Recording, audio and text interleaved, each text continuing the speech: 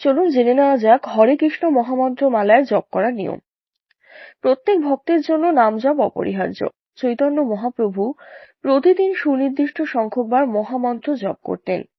স্বরূপস্বামীগণ চৈতন্য মহাপ্রভুর পদাঙ্ক অনুসরণ করতেন। হরিদাস ঠাকুরও এই নীতিমালা অনুসরণ করতেন। অন্যান্য দায়িত্ব পালন ছাড়াও শ্রী চৈতন্য মহাপ্রভুর অনুসারী ভক্তদেরকে প্রতিদিন অবশ্যই কমপক্ষে 16 মালা জপ করা উচিত। আন্তর্জাতিক কৃষ্ণ ভাবনামৃত সংঘ নাম জপের এই সংখ্যা নির্ধারিত করেছেন। হরিদাস ঠাকুর প্রতিদিন 3 লক্ষ নাম জপ করতেন। 16 মালা জপ করলে প্রায় 28,000 নাম জপ করা হয়। হরিদাস ঠাকুর অথবা অন্যান্য গোস্বামীদের অনুকরণ করার দরকার নেই, তবে প্রতিদিন সুনির্দিষ্ট সংখ্যকবার নাম জপ করে প্রত্যেক ভক্তের অবশ্যই উচিত। বৈষ্ণব গুরু নির্দেশে কাউকে অন্যান্য দায়িত্বও পালন করতে হতে পারে, কিন্তু তাকে অবশ্যই প্রথমত বৈষ্ণব গুরু সুনির্দিষ্ট সংখ্যকবার মালা জপ করার আদেশ পালন করতে হবে।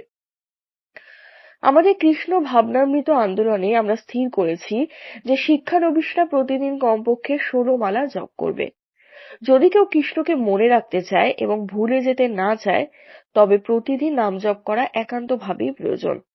সকল বাধ্যবাধকতার মধ্যে কমপক্ষে প্রতিদিন 16 মালা নাম জপ সংক্রান্ত গুরুর আদেশ সবচেয়ে গুরুত্বপূর্ণ। আচ্ছা, আসুন জেনে নেওয়া যাক মালা জপের নিয়ম। জপের সাথে উপর নিচে 2 ওষ্ঠ এবং জিহ্বার ক্রিয়া গুরুত্বপূর্ণ।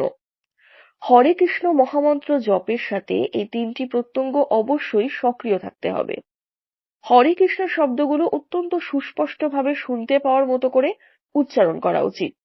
কোনো কোনো সময় কেউ কেউ ওষ্ঠদ্বয় ও জিহ্বার সাহায্যে সঠিক উচ্চারণে জপ করার পরিবর্তে কোনো মতে একটা যান্ত্রিক শব্দ মুখ দিয়ে বের করে।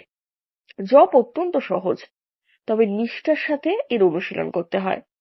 হরে কৃষ্ণ মহামন্ত্র অবশ্যই এইভাবে জপ করা উচিত যাতে উচ্চারণকারী নিজে সে শব্দ শুনতে পায়।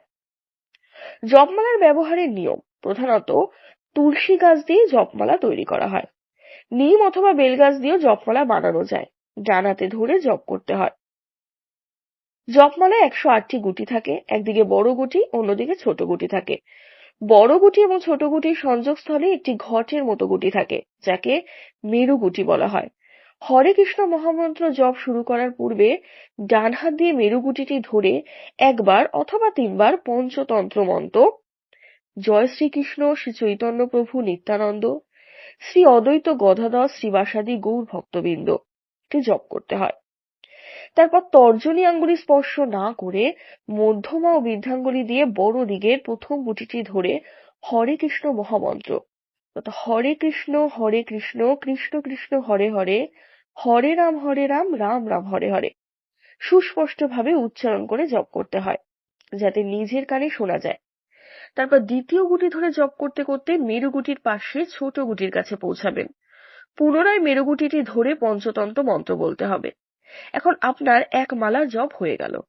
পুনরায় যখন মালার শুরু দিকের প্রথম গুটিটি ধরে পূর্বের মতো হরে কৃষ্ণ মহামন্ত্র জপ করতে করতে ছোট থেকে বড় গুটিটির দিকে এগোবেন। মনে রাখবেন, একটি গুটিতে যতক্ষণ পুরো হরে কৃষ্ণ মহামন্ত্র জপ না হচ্ছে ততক্ষণ কিন্তু দ্বিতীয় গুটিতে এগোবেন না।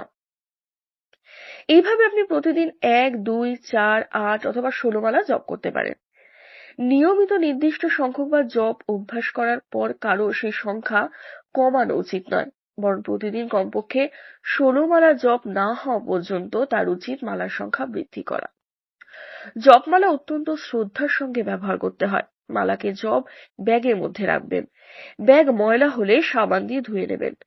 জপমালা নিয়ে বাথরুমে কখনো প্রবেশ করবেন না।